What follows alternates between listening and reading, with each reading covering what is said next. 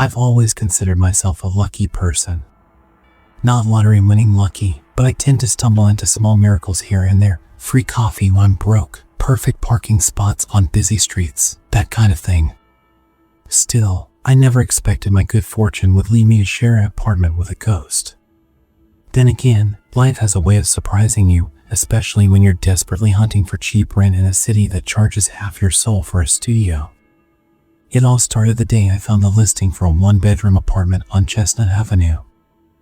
I'd been sleeping on my cousin's couch for 3 weeks after losing my last place, long story involving rent spikes and a standoff with an overzealous landlord. My job at a local arts nonprofit barely paid enough to keep me afloat, and every half-decent apartment required a security deposit I couldn't afford. Then I spotted the ad, one-bedroom apt, amazing price, utilities included. The monthly rent was about half of what everywhere else in the city was charging. At first, I assumed it was a scam or a misprint, but a quick phone call confirmed the details.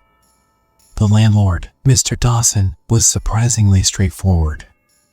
"Look," he said, "the place has character, and some folks don't like older buildings. But if you're interested, come by and see it." Character, I thought, usually translates to falling apart, but I had nothing to lose. So, the next morning, I hopped on a bus to check out my potential new home. The building at 612 Chestnut Avenue looked old-fashioned but sturdy, a brick structure with ivy creeping up the facade. When I entered the lobby, I noticed that the tiles had seen better days, but it was clean enough. Mr. Dawson met me at the entrance, a short, balding man in his late 50s with a warm smile and deep lines around his eyes. He led me to the 3rd floor, fiddling with an enormous keyring before unlocking the door. I expected peeling wallpaper and a smell of mold, but to my shock, the apartment was lovely. Sure, the hardwood floors were a bit scuffed, and the walls held faint signs of age, but it had big windows that let in plenty of light, a cozy little kitchen, and even an extra closet I hadn't anticipated. "I'll take it," I blurted, without even asking about the deposit. Desperation probably seeped into my voice, but Mr. Dawson just grinned. "No second thoughts?" he asked. "I have to tell you, prior tenants have left pretty abruptly." I hesitated. "Why? Is there something I should know?" He waved a hand dismissively. "Some folks just spook easily. But if you're good with older buildings and a little noise, then great." It felt odd, but the price was too good to pass up. A quiet alarm bell rang in my head, but I pushed it aside, chalking it up to his vaguely cryptic wording. 2 days later, I signed the lease, and by the end of the week, I was moving in. My first night in the apartment was blissfully uneventful. I dragged in my mattress, courtesy of my cousin's guest bedroom stash, a few boxes of clothes, and my battered desk. I didn't have a couch yet, so I sat on the floor, munching on cheap takeout. The air smelled faintly of old wood and dust, but it felt like home. I fell asleep to the gentle hum of the city outside my window, car engines, distant sirens, or random dog barking. A sense of relief washed over me. Sure, it wasn't luxurious, but it was mine, and I finally had a roof over my head again. On the second evening, I noticed something odd. I came home from work, dropped my keys on the kitchen counter, and went straight to the bathroom to wash my face. By the time I returned, my keys were no longer on the counter. After 10 minutes of frantic searching, I found them in the living room, sitting on the windowsill. I laughed it off, telling myself I must have absent-mindedly carried them into the living room. But a tiny thread of unease tugged at the back of my mind. I never had a habit of misplacing things so quickly. Still, I was tired, so I shrugged it away and went to bed. A few days later, the same weirdness happened with my phone. I placed it on my desk when I got home, only to find it hours later on top of the refrigerator. "Okay, I need more sleep," I muttered. Clearly my brain is shot. But the final straw was when a half-eaten sandwich disappeared from my kitchen table. I made a quick lunch, left the room for a minute, and returned to find an empty plate. My stomach growled, and I stared at the table, perplexed. No crumbs, no sign that I even had a sandwich.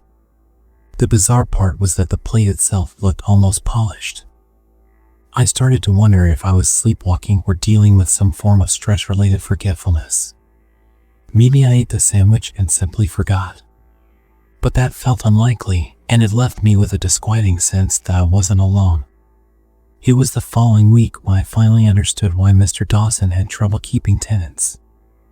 I was up late trying to finish a freelance writing project for extra cash.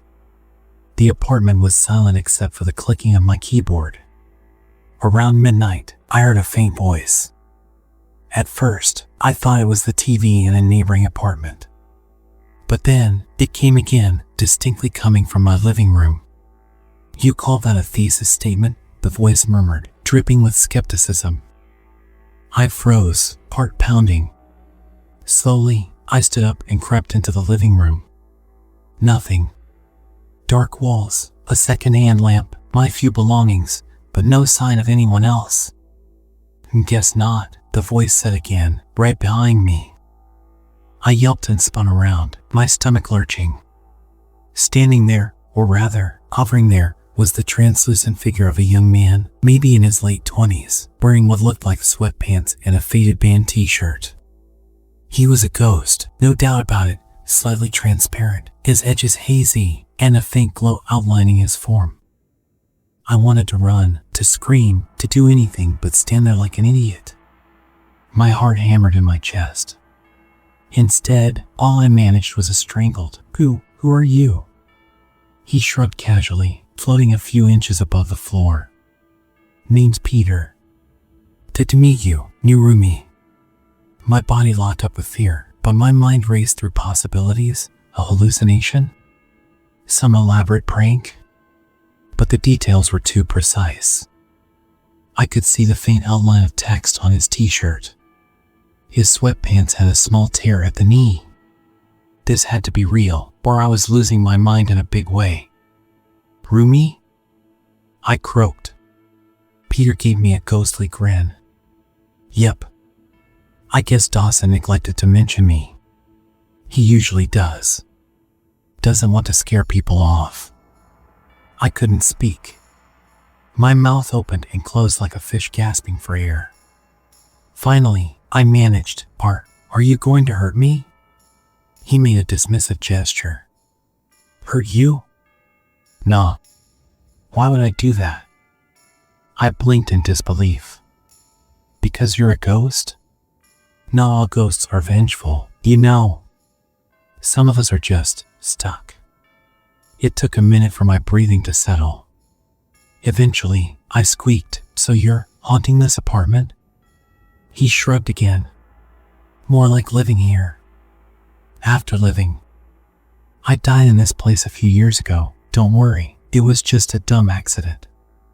Dawson keeps renting it out, but I guess not everyone appreciates a spectral roommate." My instincts told me to run straight out the door, but I couldn't afford to lose this apartment. Desperation overshadowed fear. Plus, something about Peter's casual tone made him seem more like an annoying neighbor than a malevolent spirit. Still, my heart was beating so hard it ached. "Okay," I breathed, wiping sweat from my brow. "You're a ghost, and you live here. But I pay rent, so I live here too. How do we handle this?" Peter grinned. "We can talk. I haven't had a good chat in ages. Everyone else just screams and leaves, or tries burning sage. That stings, by the way." "Sorry," I stammered, feeling utterly out of my depth. "This is new to me." I sank onto my couch, an old thrift store find, and Peter floated to the armchair across from me. It was surreal, seeing him hover a few inches above the cushion, as though he were resting on air. I'd never read a ghost etiquette handbook. Should I offer him a drink? He was dead, after all, so that made no sense.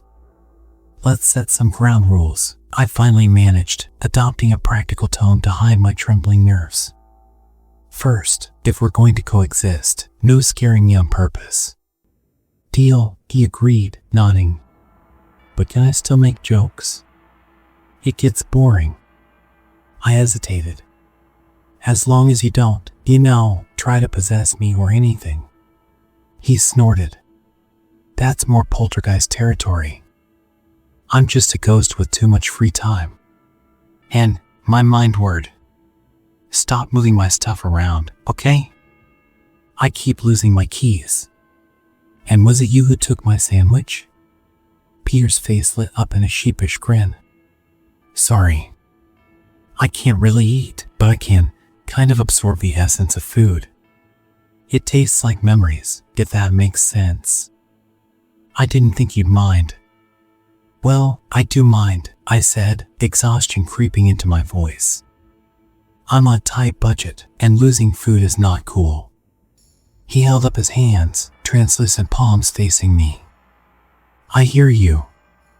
I'll stop. It was bizarre to have a housemate negotiation with a ghost, but what choice did I have? The rent was unbeatable, and he seemed more irritating than malicious. We hashed out a rough arrangement. He wouldn't steal or hide my stuff, and I wouldn't freak out or call an exorcist. Mutual respect, albeit in the weirdest living situation imaginable. Surprisingly, our arrangement worked for a couple of days. I went to work, came home, and found my apartment more or less as I left it. Occasionally, I'd catch glimpses of Peter drifting through walls or muttering to himself, but it was almost comforting, like living with a roommate who never turned on the TV too loud. But then, the criticism started.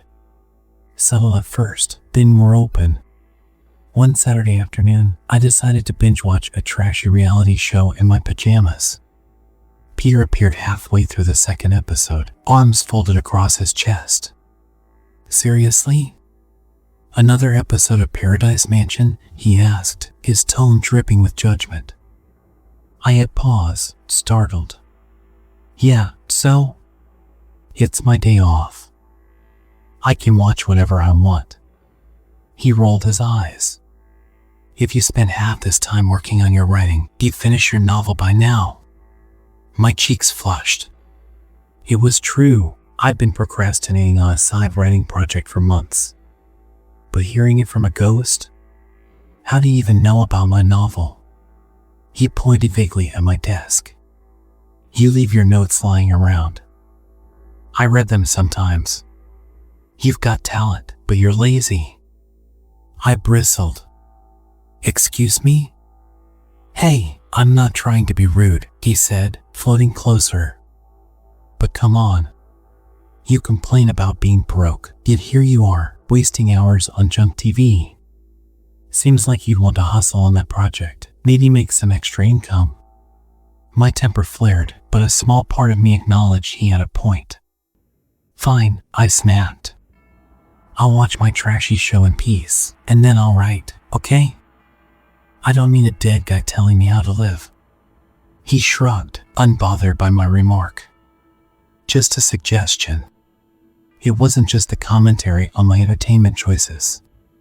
Peter started nagging about my diet, the clutter in my closet, even my dating life, or lack thereof. One morning, I was rushing around because I'd overslept. My alarm had failed to go off, and I was late for work. As I frantically pulled on my jeans, Peter drifted through my bedroom door, carrying a look of amused disapproval. You should set 2 alarms, he said. Or, go to bed earlier. I'm not in the mood, I growled, tucking my shirt on. What happened to my phone alarm anyway? Your battery died around 4 a.m., he said with a shrug, as though that explained everything. I noticed but didn't want to wake you. You looked so peaceful.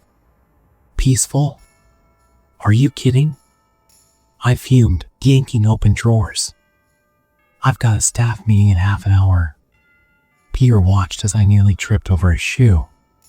You'd save time if you put them away properly instead of leaving them on the floor, he noted helpfully. I was too pissed to respond. By the time I left, huffing and puffing, I felt like I had an argument with a critical parent rather than a ghostly roommate. My friend Cora noticed my sour mood at work. During lunch, I finally cracked and told her everything. Well, almost everything. I left out the ghost part, Frame it instead as, I have a roommate who's super critical and impossible to please. She listened, nodding sympathetically. Can't you find somewhere else to stay? I grimaced. I wish. But I'm barely making rent as it is. This place is all I can afford right now. Cora gave me a pitiful smile. I'm sorry. That sounds stressful. Maybe set some boundaries? If only she knew that my roommate could literally walk through boundaries. I promised I'd try talking it out, but in truth, I felt trapped. The worst part was that Peter wasn't wrong about a lot of his observations. That stung me most. For the next week, I tried a different tactic. I approached Peter calmly whenever he started poking at my life choices. Look, I would say, I appreciate you noticing, but it's my life. Let me make my own mistakes, okay? He'd frown or roll his eyes, but sometimes he'd back off. We even managed a few pleasant moments, like the time I lost my favorite pair of earrings, and he spent an hour scouring the apartment, literally floating through walls until he found them in a dusty corner. I thanked him profusely, and he looked genuinely pleased. Despite the small truce, tension lingered beneath the surface. One night, while I was heating leftovers, Peter emerged from the bathroom looking concerned. It struck me as odd that a ghost would care about bathrooms at all, but I tried to ignore that. You okay? I asked. He frowned, rubbing the back of his neck. I've been thinking. The reason I die here, it's kind of embarrassing. I felt a pang of empathy. Want to talk about it? Peter hesitated, spectral eyes darting away. I was living alone, unemployed, behind on rent. I'd wake up late, watch TV, push off my dreams of becoming a musician. One night, I climbed onto the fire escape to get some fresh air, feeling sorry for myself, and I fell. Slipped on something, hit my head, and that was it. My chest tightened. That's awful. I'm so sorry. He shrugged sadly. It was all so unnecessary. If I'd been more motivated, if I handled my life differently, I might still be alive. Suddenly, his criticisms of my own habits made sense. He wasn't just nagging, he was projecting his own regrets, desperate to ensure I didn't end up like him. I sighed, the microwave beeping behind me. Peter, I'm not you. I might procrastinate or oversleep sometimes, but that doesn't mean I'm destined for tragedy. He hovered closer. You don't know that. It's scarily easy to let life slip away. After that conversation, something changed between us. Peter softened his approach, and I tried to be a little more understanding when he offered critiques. We forged a strange, tentative friendship, me, the struggling young adult, and him, the restless ghost with a haunting guilt over his untimely demise. I started implementing small changes, setting earlier alarms, spending a few hours each weekend on my novel, cooking healthier meals instead of grabbing fast food. Part of me hoped it would bring peace to Peter, seeing I was improving. Another part just didn't want to end up on a figurative, or literal, ledge of my own. Still, living with a ghost was never going to be normal. He vanished for hours at a time, and I had no idea where he went. Sometimes I'd wake at 2 a.m. to find him reorganizing my bookshelf or rummaging through my fridge out of boredom. He was helpful in weird ways. If I misplaced my keys, I only had to ask, and he'd pinpoint their location. But he also had zero respect for my privacy. Once, I had a date over, my first in months.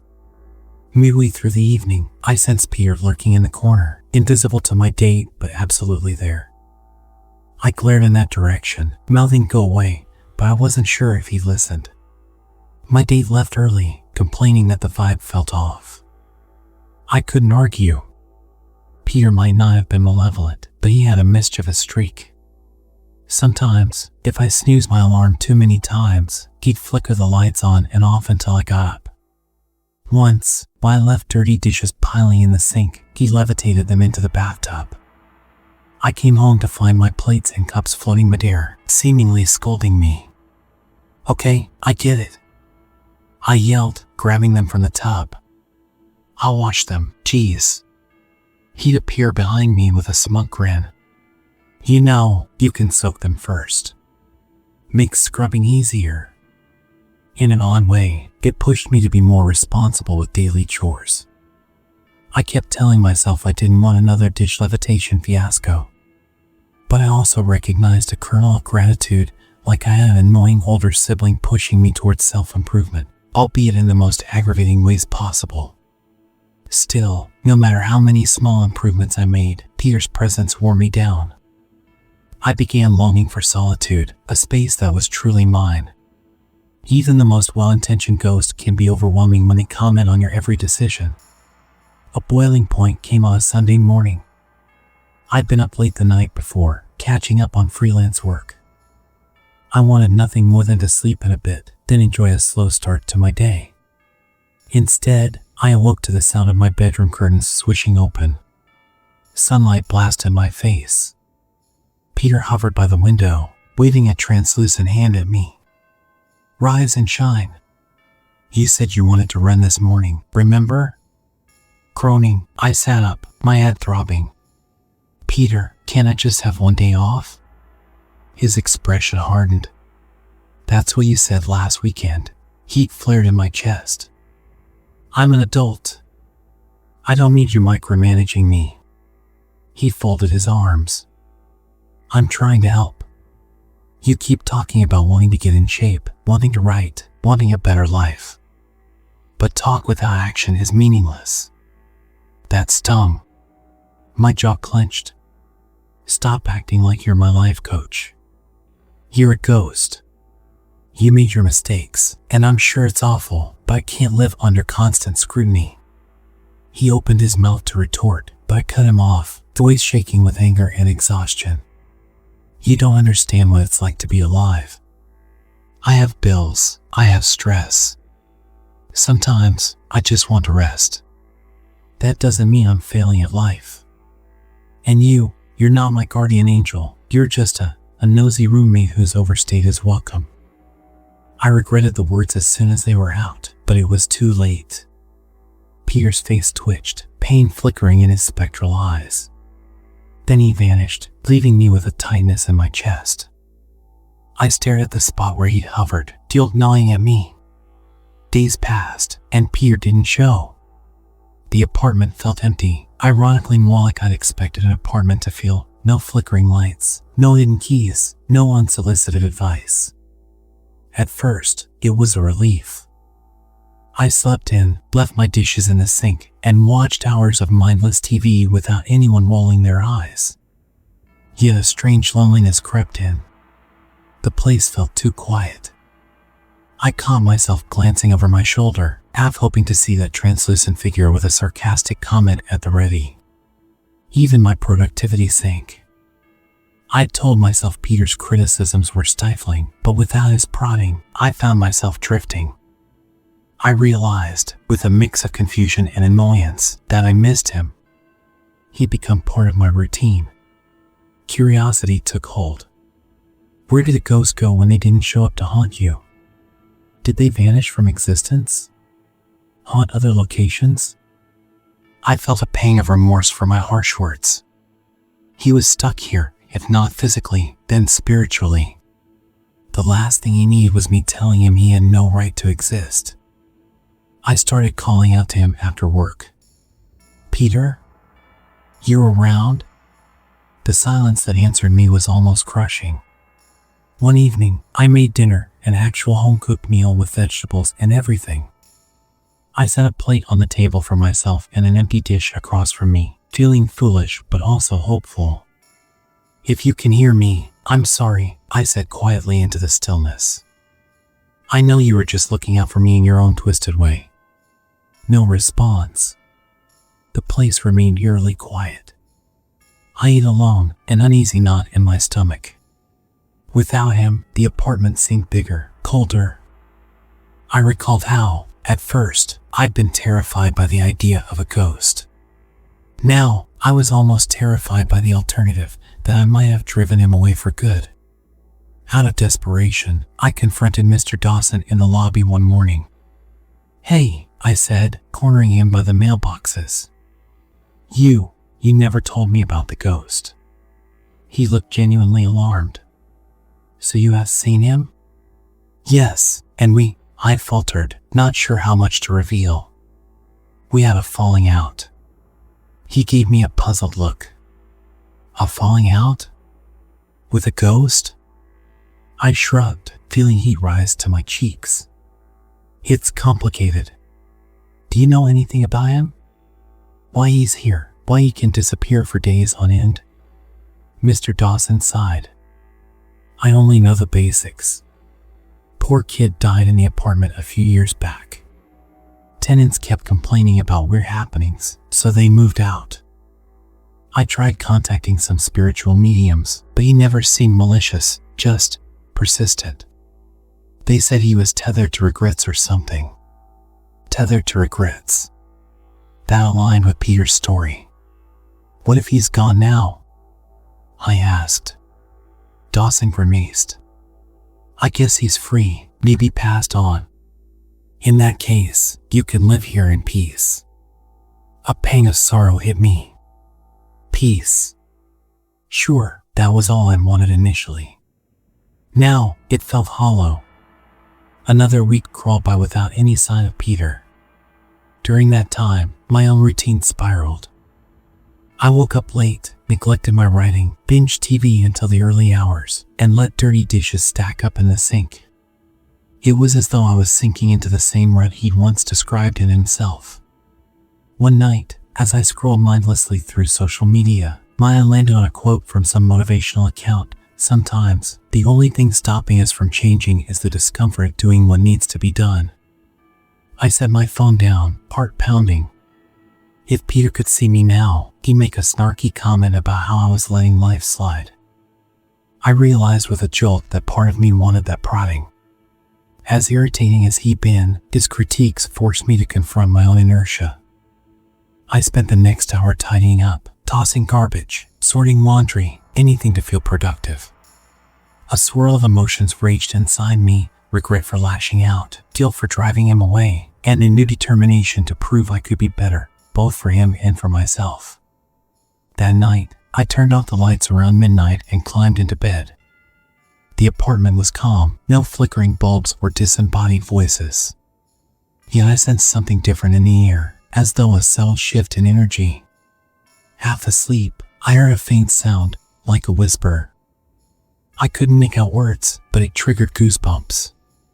My heart fluttered with cautious hope. "Peter?" I whispered into the darkness. Silence. I drifted off, disappointed. In my dream, I saw him standing in the living room, arms folded, looking troubled. He didn't speak, but I felt the warmth of his presence, that mixture of cynicism and caring I'd come to know. When I woke, I couldn't remember the dream clearly, just the sense that he was near. 2 nights later, I stumbled home from work late, having stayed to finish a big project. Exhaustion tugged at every muscle. I flipped on the light switch, only for it to flicker madly. My pulse spiked. Another electrical issue? Suddenly, the flickering stopped, and the overhead light came on at half strength. There, in the middle of the living room, hovered Peter, looking sheepish. "Hey," he said softly. "Long time no haunt." Emotion flooded me, relief, excitement, guilt. "Peter, you're back." He floated closer, rubbing the back of his neck in a very human gesture of awkwardness.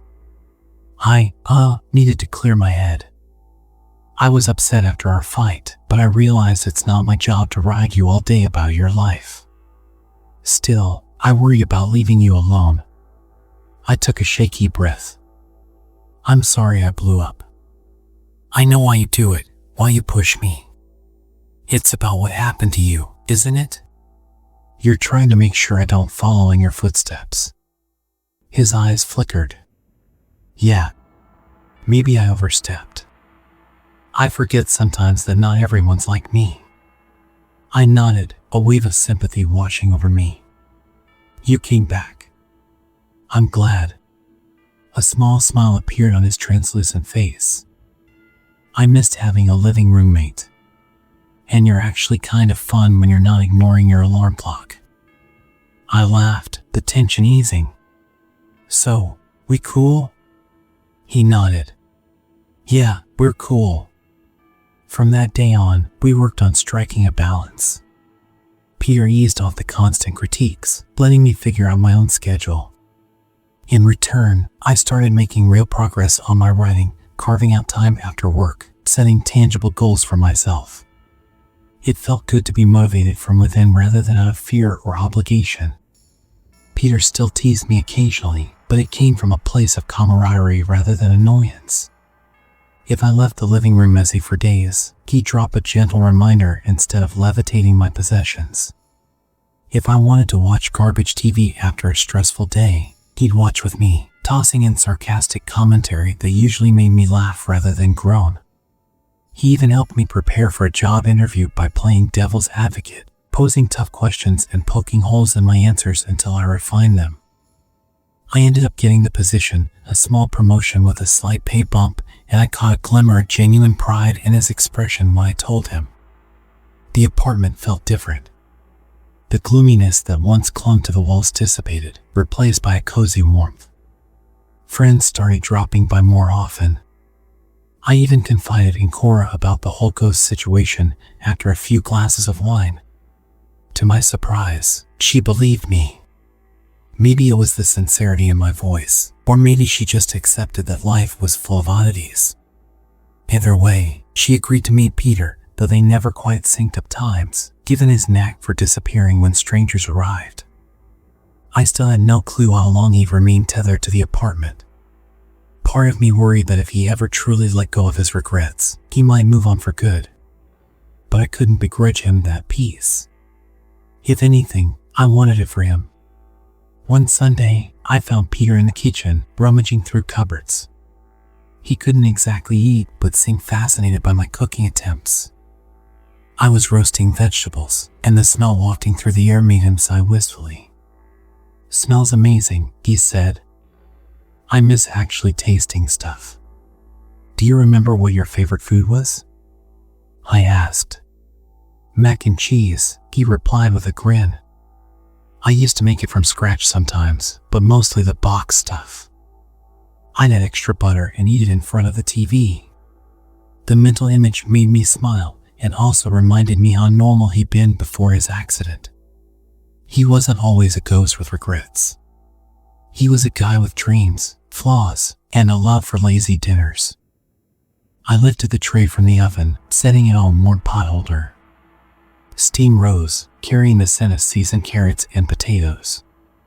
Peter closed his eyes, inhaling deeply, an expression of pure longing. My chest tightened with empathy.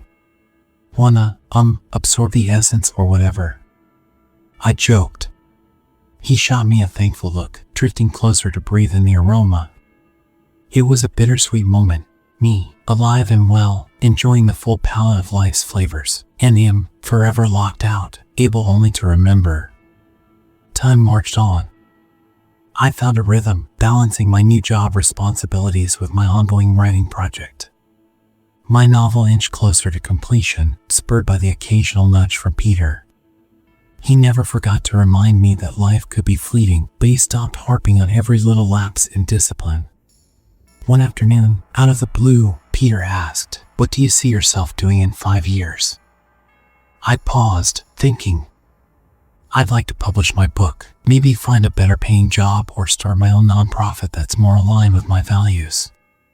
Get a bigger apartment, maybe adopt a pet, one that's alive. He smirked.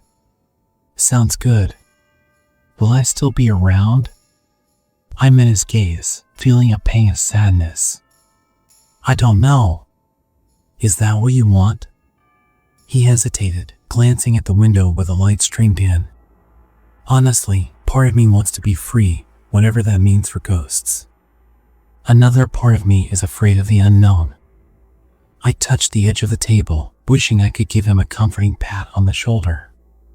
"You'll figure it out." If there's some unfinished business or something you need to do, you should do it. I'll support you." He smiled faintly. "Thanks. You're a good friend.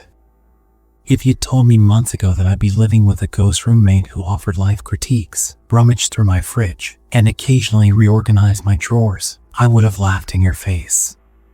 Yet somehow, it became my new normal, a strange, sometimes frustrating, but ultimately enriching experience. Sharing my space with Peter taught me to keep pushing forward, not out of fear, but out of genuine desire to live a fulfilling life. He, in turn, learned to let go of his regrets little by little, even if he wasn't sure how to fully move on from this realm. We coexisted, half teacher and half pupil to each other, forming a bond that transcended the boundary between life and afterlife. I won't claim it was perfect. We had our spats, our misunderstandings. Sometimes he'd disappear for days, and I'd miss him while also enjoying the solitude. Other times, I'd catch him rolling his eyes at my TV choices or stepping into my personal bubble uninvited, and I'd snap at him.